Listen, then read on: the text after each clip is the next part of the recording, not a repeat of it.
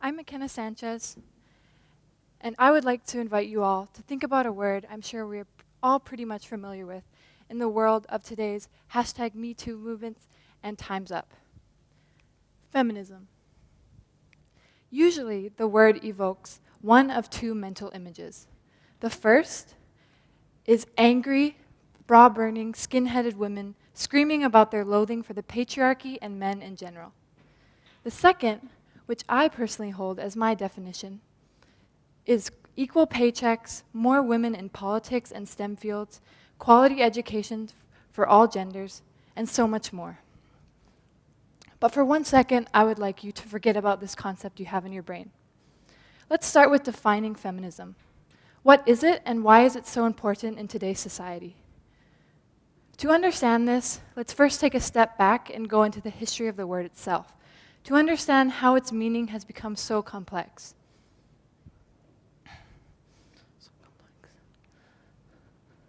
Feminism, in the context I understand it as, is the advocacy of women's rights on the basis of achieving, defining, and establishing the equality of the sexes. However, even as this incredibly clear and explicit definition exists, the term still manages to be twisted into something perverse and poisonous in society. But when we dissect the word, we can see that the prefix femme comes from the French word meaning woman, and the suffix ist literally means someone who is concerned with something. So essentially, a feminist was originally someone who is concerned with women and anything pertaining to women. So far, incredibly neutral and simple. Now let's go into the origin of the word itself. The term was first coined by French socialist Charles Fourier in 1837. He used the term to describe the emancipation of women in a utopia. Now let's fast forward to the late 19th century and early 20th century, when the first wave of feminism was ushered in. This was the first time in history the word feminism was lost in human translation, as it was used in the Western world to describe the women's suffrage movement. And although its principles and foundations were well intended, it did not reflect feminism's core values, because the term encapsulates so much more than just the right to vote. Limited as it was, its integration into society marked a huge win in terms of women's rights in America, because on August 26, 1920, women were finally granted the right to vote, and soon the rest of the modern world followed. Now let's jump ahead to 40 years in the future, in the 1960s and 70s. The definition changes yet again. This era was known as the liberated women's movement. Women were no longer satisfied with just being housewives and having little to no autonomy over their bodies and reproductive rights. Women who did work were fed up with the overwhelming misogynistic attitudes of their colleagues and coworkers in the workplace, as well as sexual harassment and employment discrimination. To help combat this, the Supreme Court passed the Civil Rights Act of 1964, which outlawed any type of discrimination on the basis of gender, race, color, national origin, and religion. However, the most controversial issue of this era was women's reproductive rights. Though birth control was legalized in 1965, it was only offered to married couples and with the consent of the husband, not to mention the extremely negative stigma surrounding it.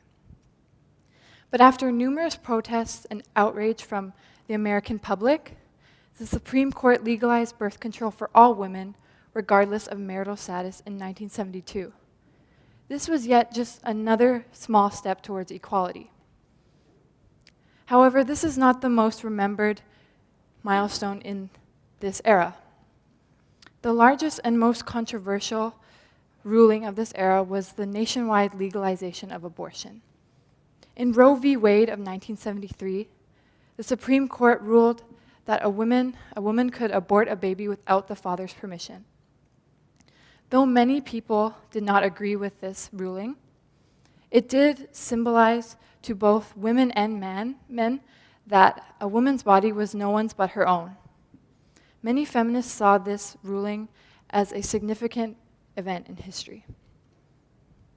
And now that brings us to present day. Right now we are in the new age of feminism. It has most recently gained global attention starting around 2010 till now, and it does not seem to be decreasing. This new age of feminism has been marked by the hashtag #MeToo movement. And while women speaking out about their sexual assault stories is amazing, it is still not truly what feminism is.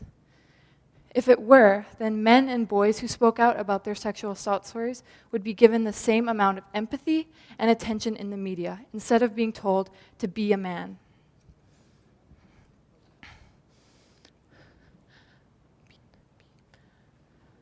And while we are the closest we have ever come to reaching equality in history, the concept of feminism is still constantly twisted into something perverse and poisonous to society, when all it really is believing that men and women should be treated equally and given the same amount of opportunities in life. But I'm not here to just lecture you on the history of one word. We also have to look at its impact, how it affects the individual. For example, when I was 8, all the girls in my PE class suddenly decided to sit on the sidelines, when in just the year before, each and every single one of those girls would have been battling all the boys in all the games. When I asked one of my female classmates why, they said, "Boys don't like girls who play sports," or "Girls can't play sports." Even at the age of 8, I knew there was something incredibly wrong with this mindset. I didn't understand that because I was a girl, I couldn't participate in something I loved, or that my involvement in sports was somehow threatening to boys, and my femininity would be questioned and compromised, and I wouldn't be liked. A girl at the age of 8 was not supposed to know this, and yet there I was, sitting on the sidelines, watching the boys have their fun. The imposition of these misogynistic ideals at a young age are still hurting each new generation of both girls and boys. And while that lesson was hard to learn, nothing was more traumatic than when I turned 12 and got my period, and I told a female classmate about it. When a male classmate overheard, he was utterly disgusted and proceeded to tell all of his male friends. Once the word was out, I was treated as a leper and an outcast, something to be avoided and ridiculed. I didn't know that the process that allowed me to bring new life into this world was something disgusting and shameful. I needed feminism because while my male peers were reaching puberty, they were greeted with high fives because their uncontrollable ejection of bodily fluid was seen as a rite of passage, whilst mine was a repulsive burden to bear. Progressing on into my high school years, when I was 15, I was repeatedly harassed by a group of older male students. When I asked them to stop because I felt uncomfortable and at times unsafe, they laughed. When I confided in an older trusted female student, she told me that they were just boys being boys, and that I should brush it off as a form of flattery. I didn't know that sexually aggressive and crude behavior was excused on the basis of gender. I didn't know that my testimony of discomfort and fear was any less valid and brushed off as being uptight because of my gender. I didn't know that I should feel valued or special because someone made objectifying remarks about my body. This is why I needed feminism, because I was worried that I would be punished for speaking out about it if I told a teacher.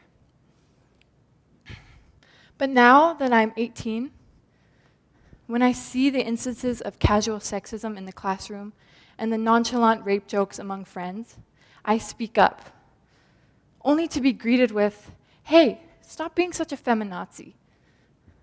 I didn't know that treating human beings with dignity and respect made me a feminazi.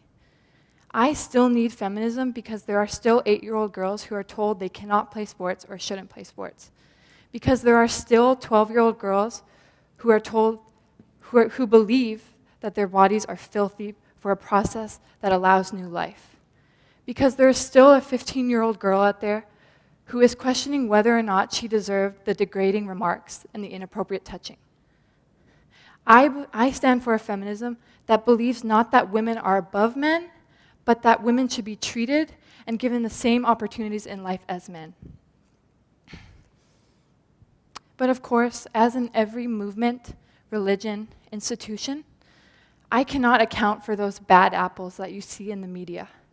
For example, there are still women out there today who believe that makeup is a mark of the patriarchy, hijabs are a sign of oppression, and any woman who chooses to be a homemaker is severely brainwashed. That is what the media is portraying to you, but it's up to you with how you perceive it. And I can promise you right now, I'm not trying to turn you into a feminist. I'm simply trying to shift your narrative from a concept that has been so often misrepresented. I'm trying to explain to you that if you believe that both men and women should be treated equally and have the same opportunities in life, that by definition, you are also a feminist. It's just a matter of whether or not you call yourself one. Now, I want to leave you with a challenge. Let us be the generation and society that corrects the misinterpretation of this word. Let us change the rhetoric, not for personal gain, political agendas, or skewed ideology, but for the word's powerful, original intentions. Thank you.